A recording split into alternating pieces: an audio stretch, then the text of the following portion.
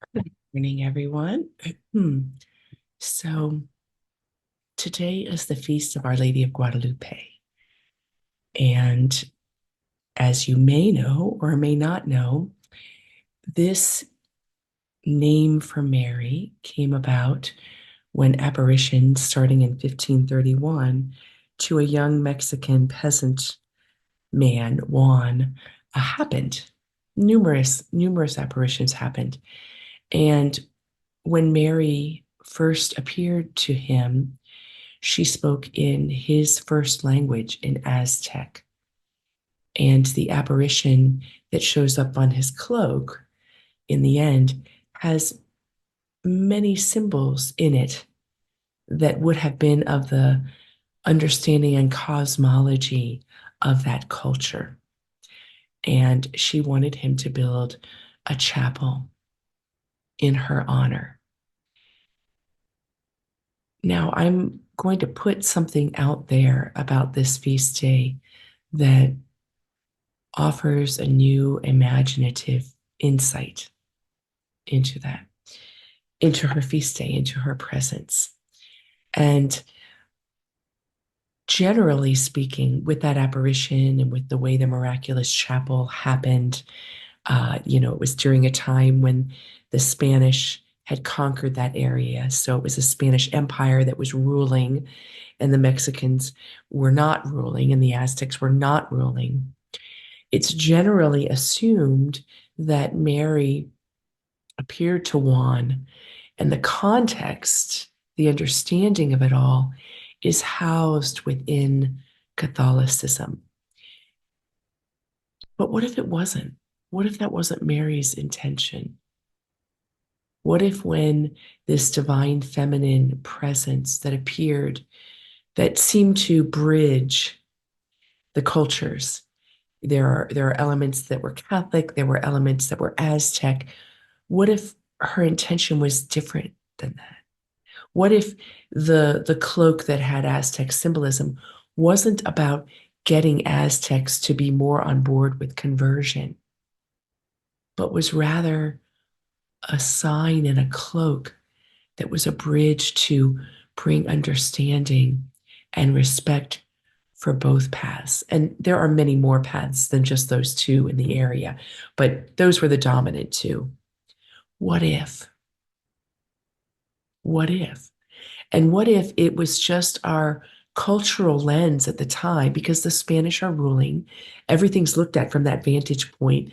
He is commissioned to go to the bishop to get the church built. So it's lining up logically that, of course, this is a Catholic thing that's happening.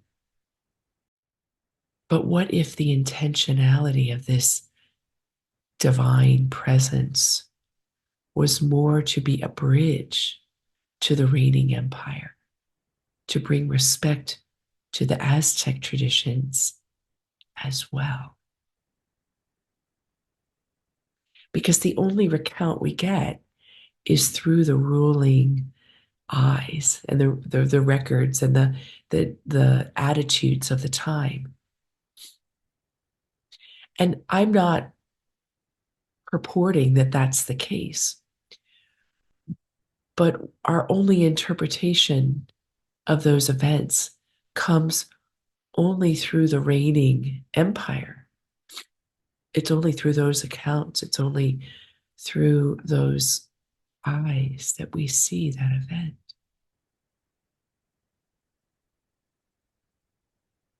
On the fourth apparition, uh, she kept asking Juan to come back, and Juan's uncle had fallen ill, and he was Catholic, he was going to get a priest, his uncle, with confession. And she found him, she intercepted him because he was trying to avoid her because he had to get to his uncle. And she says something that's in his language that's very beautiful.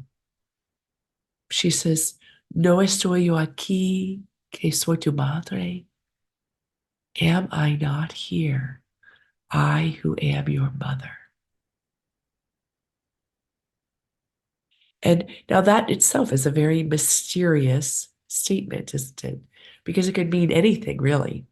It could mean, You can't avoid me. It could mean so many things. It was a gentle invitation into an experience of the divine presence in this form of Mary. And she healed his uncle right on the spot, and he didn't even need to go there. One of the intentionality of those miracles was to be a bridge of peace between two cultures, one that was being oppressed and one that was ruling. What if, what if, what if? If we wish to open ourselves to the divine presence in ourselves, in understanding what our attitudes and perspectives need to be in the world, these questions are good questions. Because in every culture where you've got these miraculous happenings, and I'm very familiar with the Catholic ones, but there are miraculous happenings and apparitions in many, many, many traditions, if not all of them. But they're interpreted within the lens, within the lens of the religion itself. What if the apparitions are meant to soften the boundaries of those religious attitudes, to key into where the real power is? I mean, Juan himself was a bridge. He was Aztec. His first language was Aztec. He was converted to Catholicism. Who knows how? Who knows why? Who knows whether it was willing or pressured? But he is himself a bridge.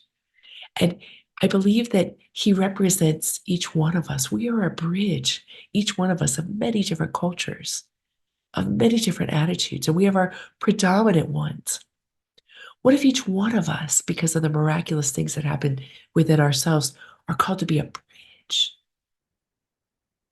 and bring a new religion?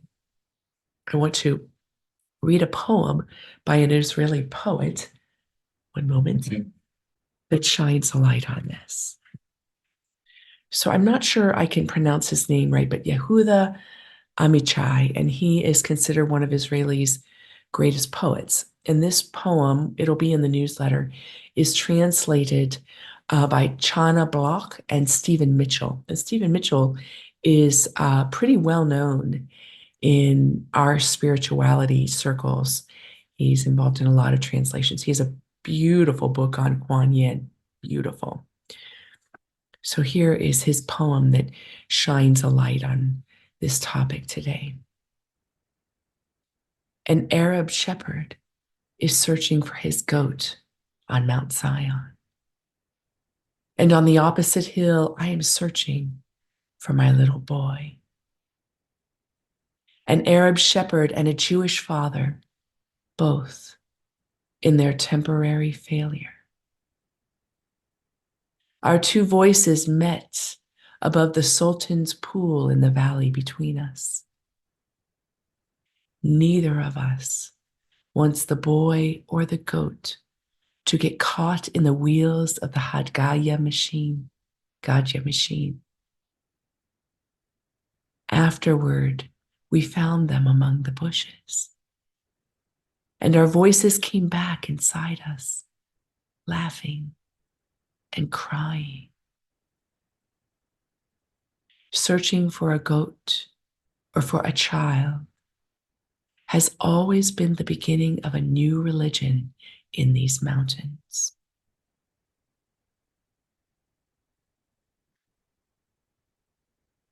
I want to add a little bit more breadth to what we're talking about here. These words are from the Dalai Lama. He's speaking to people of a lot of different backgrounds in this talk. I always say that every person on this earth has the freedom to practice or not practice religion. It is all right to do either. But once you accept religion, it is extremely important to be able to focus your mind on it and sincerely practice the teachings in your daily life. All of us can see that we tend to indulge in religious favoritism by saying, I belong to this or that religion, rather than making effort to control our agitated minds. This misuse of religion, due to our disturbed minds, also sometimes creates problems. I know a physicist from Chile who told me that it is not appropriate for a scientist to be biased towards science because of his love and passion for it. I am a Buddhist practitioner and have a lot of faith and respect in the teachings of the Buddha. However, if I mix up my love for and attachment to Buddhism, then my mind shall be biased towards it. A biased mind which never sees the complete picture cannot grasp reality. And any action that results from such a state of mind will not be in tune with reality.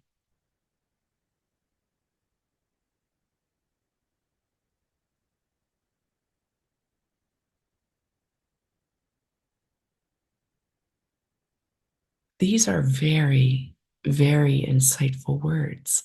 And you see the way it calls us out of our biases, out of our structures, out of even maybe we position ourselves as in something, out of something, for something, against something. It pulls us into what we could playfully say is a new religion. And what if Mary was doing that? What if her presence and her apparition at that time? What if it was a power play by divinity to get the reigning empire and the reigning religion to wake up and look at the other cultures in their areas as being just as valuable? It wasn't interpreted that way, was it? But what if?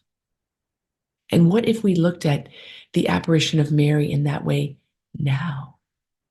What if we took that poem that shines such a light on the universal search for safety for the people we love and the things we love as a unifying principle that's worthy of creating a religion around? What if we took the words of the Dalai Lama that pulls back the distorted ways that we tend to speak of religion, and we let ourselves be moved by the essential practices we choose to be the construct of our spirituality, that may or may not be within the house of a defined religion? What if? What if? An enlightened mind, the Buddha says, sees reality for what it is. A distorted mind cannot grasp reality. And some might say that the times we are in globally now are treacherous and terrifying. Some might say this is just the repetition of another cycle of terror. Regardless, if world peace is something that is alive in you as it is in me, we're called to something quite severe, and that is to begin to allow our distorted minds to be healed. So today's short meditation practice is about that, and we're going to let Our Lady of Guadalupe, we're going to use the imagination. Yes, the imagination is such a powerful tool that's underestimated in our spiritual practice. It can feel or seem less grounded. But the imagination, I believe, opens us up to the existence of grace outside of the time element, outside of the space element. We're going to let Our Lady of Guadalupe come to us in this moment. This moment. So I invite you to close your eyes.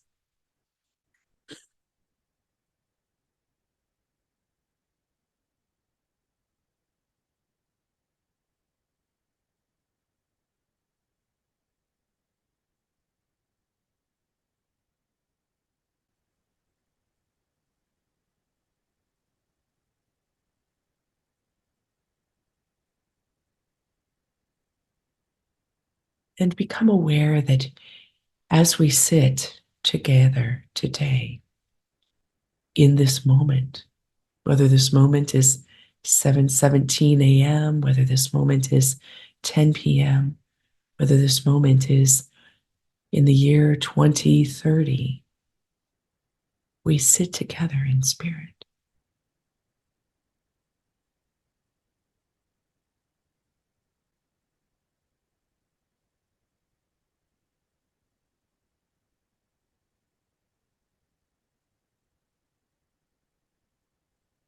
And allow yourself to use your imagination to envision that we sit in circle, that we, however many the we is, are sitting in circle, a peace circle.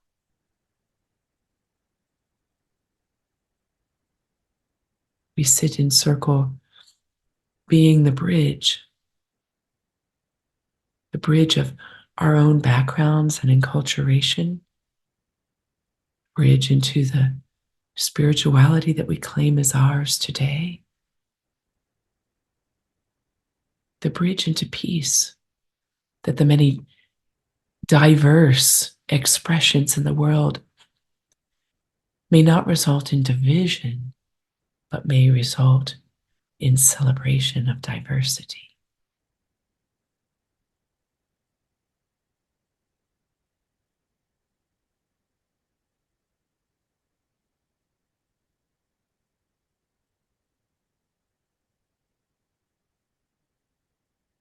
In this, open your awareness that each one of us, in the energy that we are, create together in this circle a circle of vibrant light.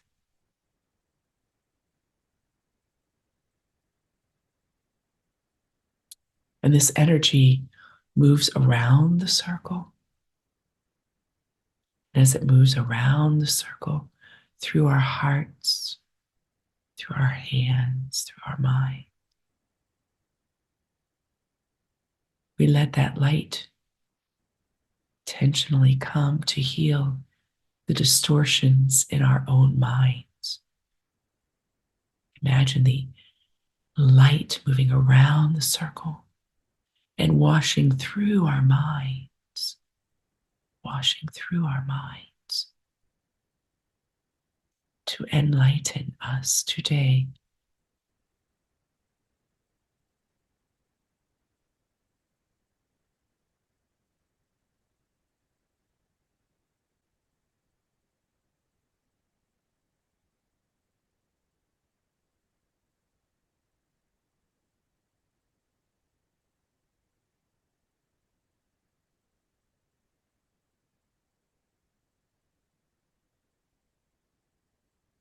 And I invite you in the silence of your own sitting in this moment to invite in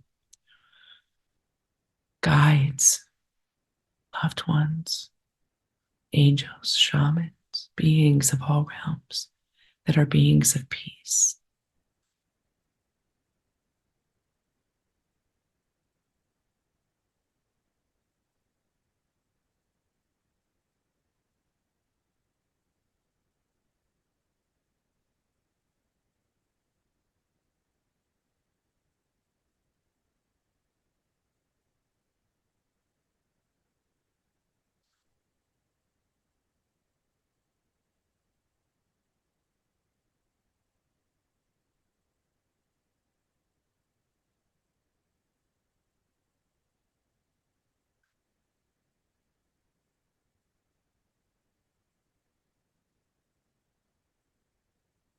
And then use your sensing or your imagination to become aware of Mary in whatever form, Our Lady of Guadalupe or some other form, to be standing in the center of our circle.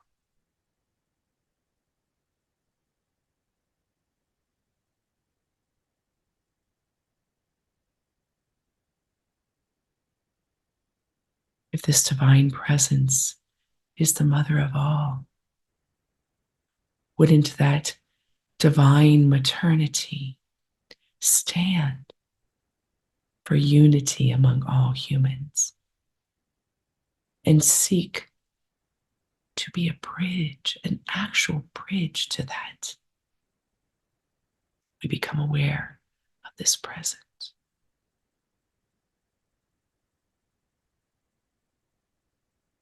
And in this silence,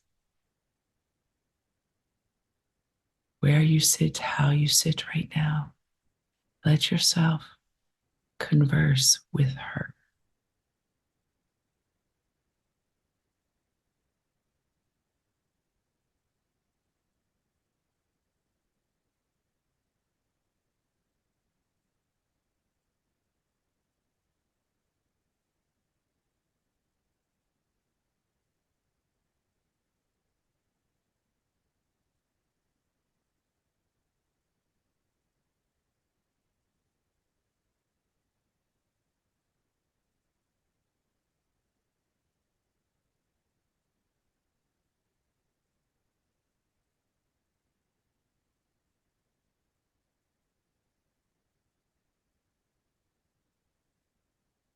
And as you converse with or without words with her, see her coming towards you and taking from her garment a vial of very sacred, sacred oil that has been used for healing of mind for many, many, many, many, many centuries.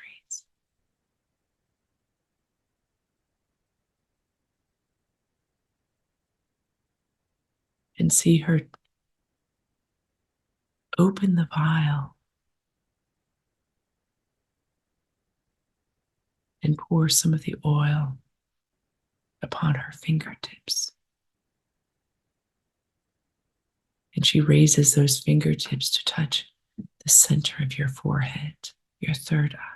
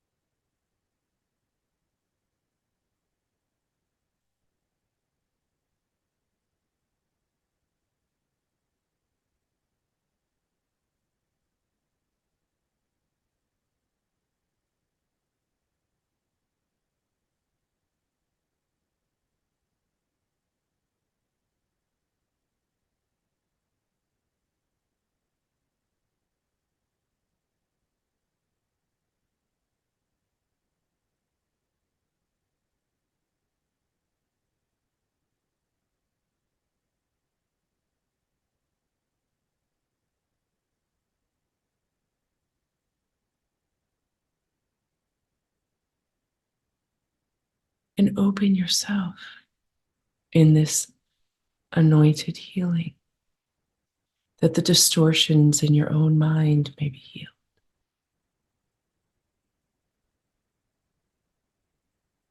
That you may see reality for what it is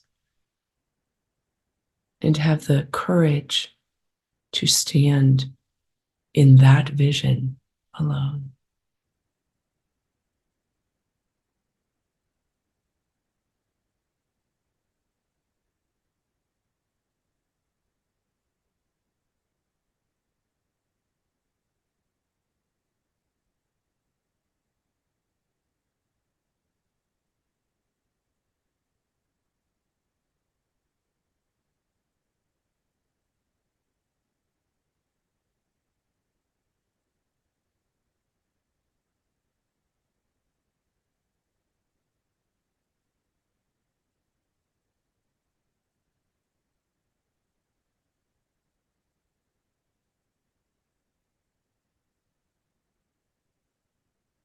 And Mary then hands you this vial so that you may be the custodian of the healing of the distortion of the collective mind.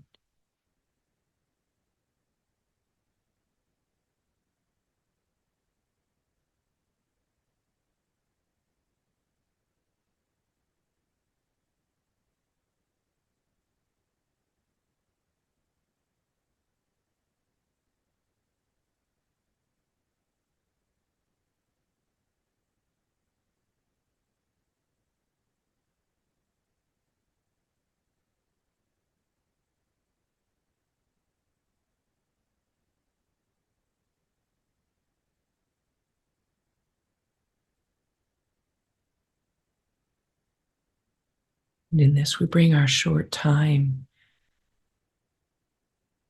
of meditation and contemplation to a close.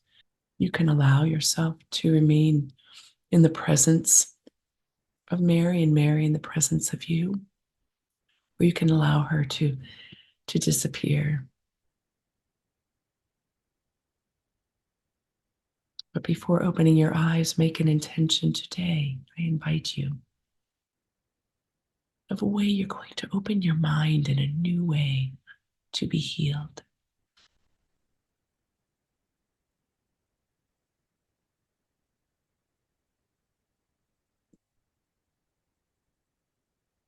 When you're ready, draw your palms together in front of your heart and open your eyes with Namaste. Namaste.